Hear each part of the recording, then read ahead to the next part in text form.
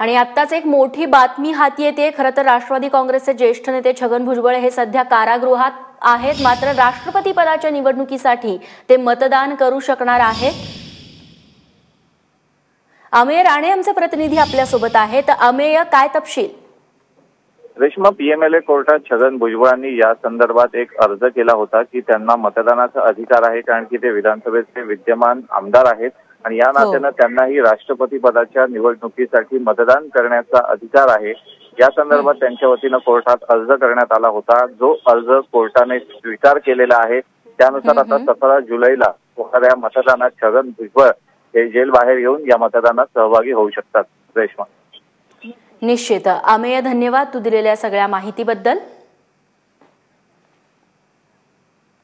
तेव्हा अशा पद्धतीने आता छगन भुजबळ हे मतदानाच्या निमित्तानं का होईना आता कारागृहाबाहेर येणार आहेत अशी माहिती मिळते।